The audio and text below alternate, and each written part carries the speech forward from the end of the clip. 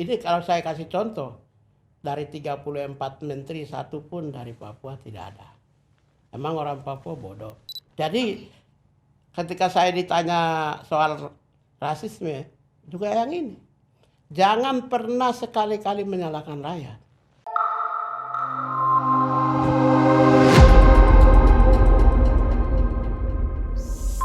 Yuk kita bersuara.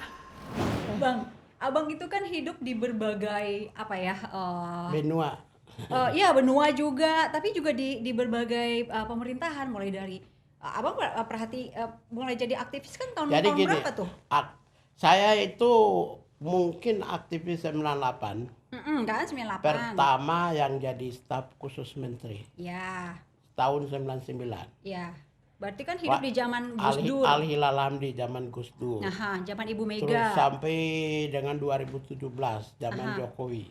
Ya, zaman Pak Jokowi, zaman Pak SBY juga. Ya. Nih dari Kalau zaman SBY saya di Depdagri, tim asistensi Dirjen Otda Pak Profesor Sudarsono dan Johermansa Johan. Terus 2006, 2008, 789 saya di Aceh, penasehat BRR. Ya. Nah, dari semua nih Abang, tadi kan kita udah sebut beberapa rezim nih yang rasisme dan yang lebih melegalkan, bukan melegalkan ya udah lebih kenceng rasismenya di rezim yang mana? Mungkin orang Papua, yang lain pasti, atau Chinese, Tionghoa, itu pasti mereka alami rasisme secara individual atau di luar itu mungkin pasti mereka alami sebelum 2014. Saya sebelum 2014 ya saya nggak boleh bohong ya. Saya tidak pernah menghadapi rasisme. Nggak bohong berarti itu Abang yang rasakan Ya tidak kan saya hadapi. orang Katolik. Ya. Maaf ya, saya tidak boleh bohong. Ya, oke. Satu orang pun tidak pernah rasis sama saya. Ya, apalagi kalau saya mungkin karena faktor aktivis benarnya di lapangan, semua kelompok teman saya. Jadi tidak pernah saya hadapi rasisme. Kalau orang lain saya tidak tahu. Kelompok misalnya Tionghoa atau kelompok Papua saya tidak paham. Atau cuma yang ke orang-orang abang Papua. rasakan. Khusus saya rasakan sangat kejam ya, kencang tentang rasisme itu dari 2015. Karena abang makin aktif mungkin dari 2015. Ya gara-gara televisi undang saya terus itu orang sebal. Saya itu kan gini, diberi tugas dan tugas diberi amanah. Amanah yang memberi untuk tugas, mengucapkan yang kebenaran oleh orang tua. Oke. Oleh tetua-tetua saya, oleh tokoh-tokoh mentor saya di Jakarta, oleh romo-romo, oleh ya kadang banyak orang diberi tugas untuk mengungkapkan kebenaran. Dan kadang-kadang orang tidak suka untuk menerima kebenaran. Jadi banyaklah ancaman-ancaman itu. Ya, jadi ketika kita mengucapkan kebenaran, itu pasti tantangannya ada. Ketika kita menjadi pimpinan Komnas HAM, itu pasti ada. Jadi ada sampai ancaman fisik nggak, Bang? Ya kalau kita menjadi pembela kemanusiaan, semua ancaman itu berpotensi. Sempat Abang merasakan ancaman fisik? Tidak boleh kita ungkapkan. Berarti ada? Saya nggak tahu. Ya, pemimpin itu tidak boleh mengungkapkan sesuatu yang sangat mempengaruhi semua pendukungnya untuk lemah. Iya. Sekalipun nyawa terakhir, dia udah tahu 5 menit lagi mati, dia harus menyatakan bahwa saya sehat. Oke. Karena nanti yang pendukung rakyat kita di belakang itu juga nanti akan down. Karena itu selalu harus minta optimisme, harapan, hope. Membangun optimisme. Oke, keren Bang. Iya dong. Keren dong. Itu pemimpin itu harus selalu memberikan harapan. Optimisme. Natalius Pigai. Ya. Pemimpin selalu harus memberi optimisme. Natalius Pigai 27 Januari Januari. 2019. Kok 2019? 2021. Iya. Tidak boleh memberikan boleh. pesimisme. Oke. Pemimpin itu apakah persoalan pribadi harus di depan semua orang harus menyatakan saya bisa. Oke. Saya adalah way out-nya, terminal akhir dari perjuangan keadilan mereka. Nah, Kita itu, kan Bang. tumpuan harapan. Abang itu kan tadi beberapa kali nyebut saya Katolik gitu ya. Terus tapi abang itu juga punya perhatian besar kepada agama Islam gitu. Tidak hanya Islam salah. Gini, di dalam perjuangan membela kemanusiaan itu saya membela manusia. Oh, saya manusianya. membela indinya, saya membela orangnya, manusia. Kemudian manusia dalam konteks ini adalah supaya hak asasi manusia yang diberikan oleh Allah Tuhan itu terlestari, terkontrol, terjaga. Okay. Kemudian hadirlah aturan-aturan negara tentang hak dan kewajiban, pembatasan. Nah, di dalam konteks ini hanya menata dan menata. Karena itu tujuan kita tanpa adanya sebuah negara pun tugas kita adalah menjaga, melestarikan dan menghormati hak yang melekat pada setiap individu. Itu pikiran kita. Jadi jangan karena tugas negara, jangan karena kewajiban negara. The state obligation to fulfill, respect and protect on human right. Bukan karena ada perintah undang-undang, konstitusi. Tapi tugas kita adalah melindungi, memastikan adanya hak asasi manusia itu terlestari. Tentu dengan adanya negara ada limitation of human right. Ada namanya Sirakusa, prinsip-prinsip Sirakusa. Pembatasan ada, pengaturan ada. Tetapi kami adalah tidak mengganggu aturan-aturan, menghormati aturan yang dibatasi negara, tetapi tujuannya adalah menjaga, menghormati HAM-nya tetap terkontrol. HAM-nya tetap terkontrol. Di belakang abang ada siapa? Ada kamu. Saya di depan abang ini lah. Di belakang abang ada siapa? Di belakang saya itu nasihat-nasihat orang tua. Dan nasihat-nasihat orang tua itu, ya, orang tua kasih nasihat itu bisa sampai jam 10 malam sampai jam 5 pagi. Beneran nggak ada orang lain di luar orang tua? Kalau orang lain tuh yang paling utama itu Tuhan Yesus dan Bunda Maria untuk saya. Karena saya memang saya berdoa itu 7 hari sekali. Rutin saya berdoa. Tahu berdoanya di mana? 7 hari sekali. Iya. Berdoa. Itu Ambarawa. Harus di Ambarawa. Ya, gini. Mencari Tuhan itu setiap titik itu ada gereja di sini Jakarta. Biarkanlah sekali-kali saya berjuang untuk mencari dengan keluarkan tenaga, waktu, energi. Jadi kita memang gitu. Sengaja kita bikin supaya mencari seakan-akan jauh begitu. Padahal di sini kan semua ada. Mau gereja manapun, di rumah saya juga dekat gereja. 2 menit saja. Di Ambarawa ada apa? Kenapa harus Ambarawa? Kami Katolik ada Goa Maria di sana. Oh, oke. Ada Sendang Sono, ada Goa Kerep di sana. Jadi saya begitu. Kan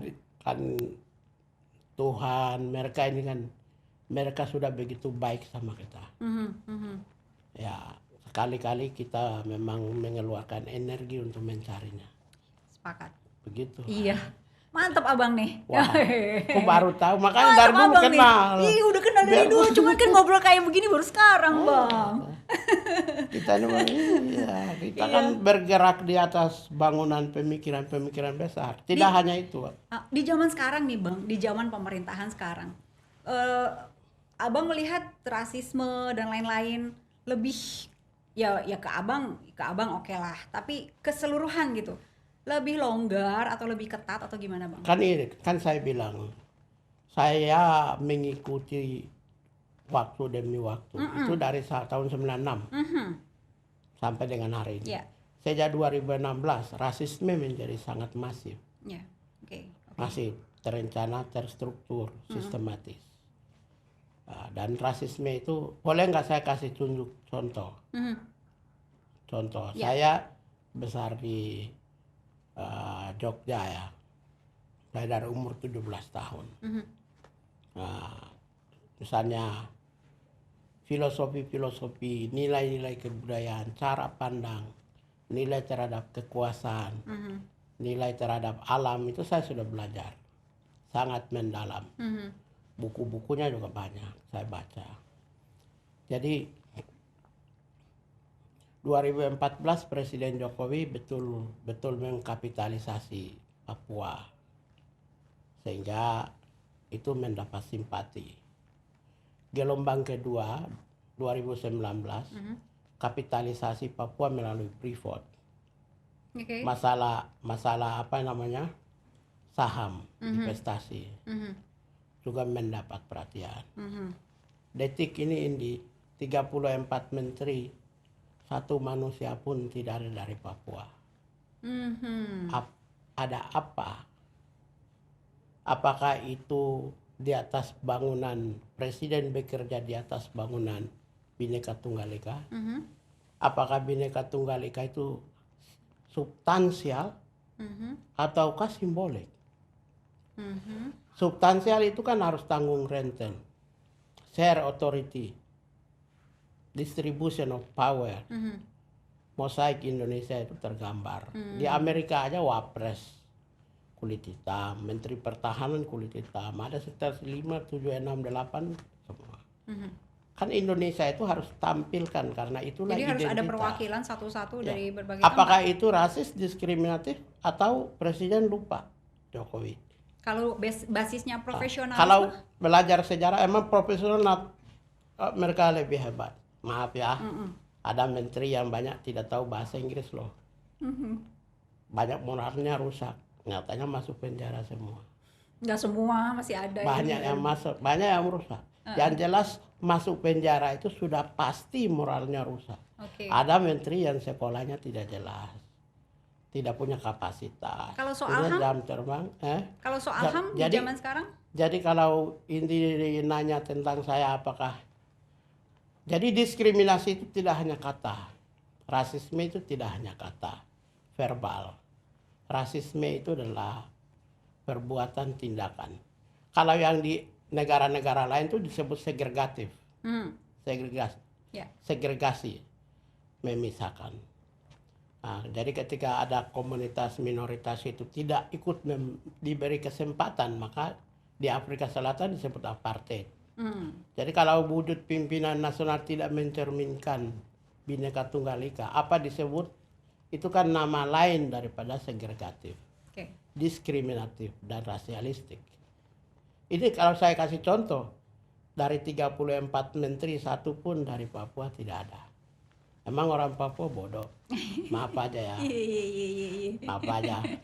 Suruh maju presiden aja bisa. Yaudah, kalau dilihat kompetensi berdasarkan undang-undang, yang diberitakan berdasarkan undang-undang dari sisi pendidikan, keterampilan, attitude moral mental, hanya ukuran ini aja atas perintah undang-undang, maka orang Papua memenuhi juga. Abang kalau ditawarin jadi Menteri Hukum dan HAM mau? Saya gini, boleh nggak jujur? Indi, apa? saya sudah 7 tahun kritik Jokowi. Apa pantas saya menerima? Justru karena kritik kan untuk membangun gitu kan Bang. Gini, saya memberi kritikan dan saya tidak pernah rasis, tidak pernah kritik individu. Kalau saya kritik individu mungkin sudah saya diginiin. Semua hari ini, semua orang yang baser-baser itu sedang cari semua, sedang browsing semua kata-kata saya. Untuk cari kalau siapa tahu ada celah hukum. Tapi ingat, saya belajar di luar negeri. Saya pernah pimpin 5 tahun sebagai penyelidik Komnas HAM. Sangat tidak mungkin kata-kata saya merendahkan martabat manusia, merendahkan individu, merendahkan suku. Kalau dari kata-kata, kalau mereka punya foto atau video atau sesuatu dari jalur yang lain, apalagi Apalagi perbuatan tindakan saya tidak pernah. Nyatanya tanpa soal ini aja saya lagu Batak semua. Tadi malam makan B2 Oh iya. dan saya tidak upload di mana-mana. Maaf ya. Saya tidak pernah upload. Tadi duduk sama-sama tadi malam duduk sama-sama dengan teman-teman saya. Ya, teman saya dari Sumatera Utara. Oke. Jadi tadi juga WA-WA-an dengan Effendi Simbolon, DPR RI. Bang, apa kabar gitu. Ngobrol-ngobrol biasa. Jadi apa yang kita lakukan tidak semua harus kita munculkan. Iya. Karena apa? Karena seorang yang hebat itu tidak perlu mempertontonkan kehebatannya. Hebat itu cukup untuk dirinya dan orang-orang seputarnya. Ini abang ini emang Nyatanya 5 tahun di Komnas HAM. Selama 5 tahun hasil polling di Komnas HAM itu saya komisioner favorit. Yeay. 5 tahun. Iya. Jadi kalau orang terdekat menjadikan Anda favorit, maka mereka yang mengetahui siapa Anda. Tidak usah dinilai oleh orang-orang yang jauh sana. Oke. Ini kapan nih? 2020. Right. Bela, ini abang nih. Bela Habib Rizik, tokoh Papua meradang saya diremehkan Presiden Jokowi. Kapan ini bang? Ini abang? Iya, Boleh lihat? sebenarnya kata-kata saya tidak linear seperti begitu. Kembali mengingatkan. Mungkin kalau baca isinya itu mungkin berbeda itu. Aha. Oke, terkait. Yang mengatakan bahwa 2 hari lalu dirinya sempat menyambangi kantor. Oh, itu yang 2017 ya ini. iya, ini begini, maksudnya begini. Dirinya sempat mendatangi 2017 kan saya sudah selesaikan yang tadi saya jelaskan itu. Kemudian Presiden Jokowi tidak konsisten. Memang ada jeda sampai 2019. Masalah Habib Rizik kita jaga. Tapi 2020 Presiden munculkan lagi. Apalagi setelah Habib Rizik pulang. Itu yang saya bilang itu kita diremehkan, tidak konsisten. Di sini yang jadi gini, abang. kalau mau ingin membangun Indonesia secara damai, relasi antara negara harus terjaga, negara dan rakyat. Karena itulah inti hadirnya negara. Negara hadir untuk melindungi rakyat dari kekejaman. Yang disebut dulu kan homo homini lupus. Ada monster leviathan. Maka dihadirkannya negara untuk memproteksi supaya rakyat hidup baik dan aman tentram. Kan prinsipnya gitu. Karena itu pemimpin yang diberi tugas dikasih kewenangan. Jadi obligation to protect, melindungi, obligation to respect, menghormati, dan obligation to fulfill, yaitu memenuhi kebutuhan, berbagai kebutuhan.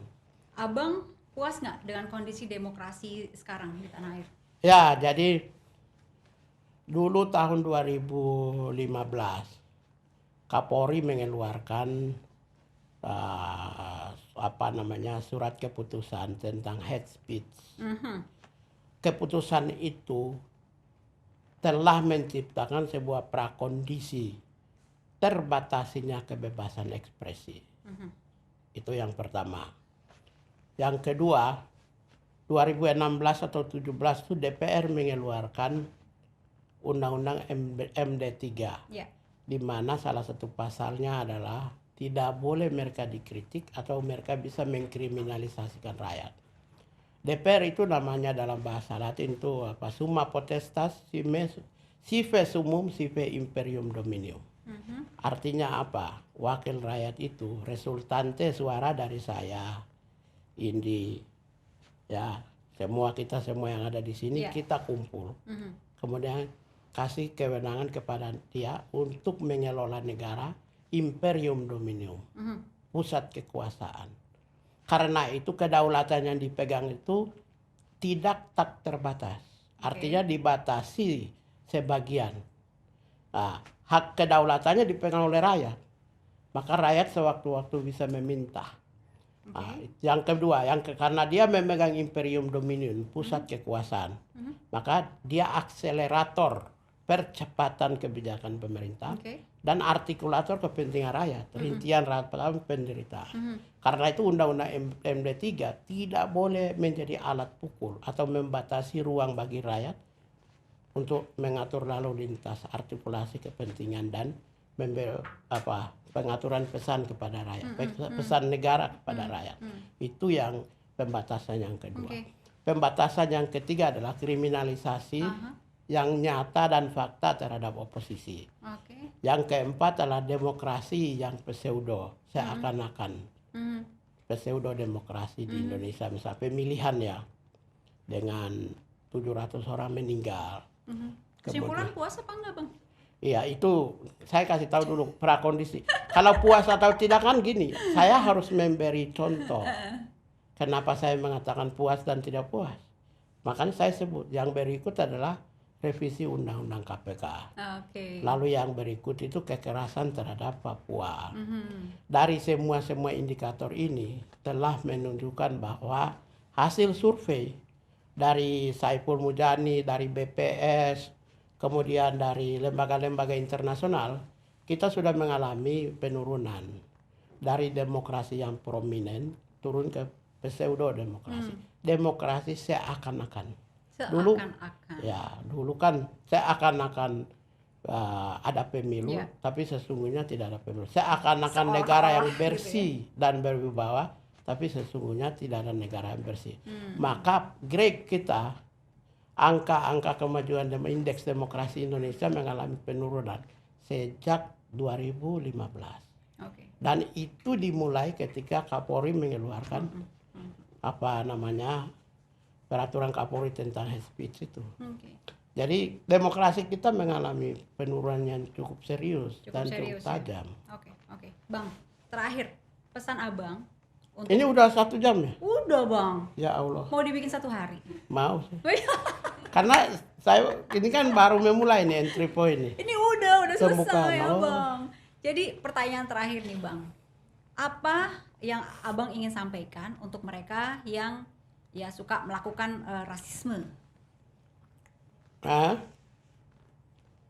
Suka melakukan ya, rasisme? yang melakukan rasisme, maksudnya baik di Twitter maupun di Facebook atau dimanapun. Apa Abang mau berpesan apa nih? Jadi gini, kalau yang saya kan gini, yang tadi saya sudah sampaikan bahwa pusat rasisme itu ada pada mindset kekuasaan. Dan biasanya rasisme itu juga ditunjukkan oleh kebijakan yang segregatif. Bidang politik, bidang ekonomi, bidang kebudayaan, dan bidang berbagai aspek. Karena itu mindset pemimpinnya harus rubah. Itu yang pertama, pemimpin yang jujur, adil, imparsial, objektif, ya, berada di atas semua golongan. Nah, itu harus pertama, harus mindsetnya dirubah. Kan saya pernah kasih komentar di ILC. Tidak ada Islam yang teroris, tidak ada Islam yang radikal, tidak ada Islam yang intoleran. Yang ada adalah cara pandang pemimpin yang radikal. Cara pandang pemimpin yang radikal. Jadi kalau cara pandang pemimpinnya itu radikal, terbentuklah polarisasi. Ada segmentasi radikal, teroris. Karena mereka memegang kekuasaan dan otoritas. Jadi kalau tidak ada Islam yang radikal, tidak ada Islam yang teroris, tidak ada Islam yang intoleran. Yang ada adalah cara pandang pemimpin yang intoleran. Jadi ketika saya ditanya soal rasisme, juga yang ini. Jangan pernah sekali-kali menyalahkan rakyat. Karena kita bukan dunia hampa, kita berada dalam sebuah negara. Kalau mampu negara menciptakan atmosfer dengan baik, mereka menghadirkan segalanya, memberi harapan kehidupan yang baik. Ya, mereka memberi angin segar dalam demokrasi, keadilan, perdamaian, membangun Indonesia dengan cara yang terhormat, bermartabat. Maka rakyat pun akan terbentuk komunitas sipil yang bermartabat. Oke, Abang, thank you. Wah, sudah. Udah. Belum kita. Udah. Saya maunya sampai besok. Sama akhir aja. Udah, aku udah thank you. Kita udah wrap up. Thank you. Yeay.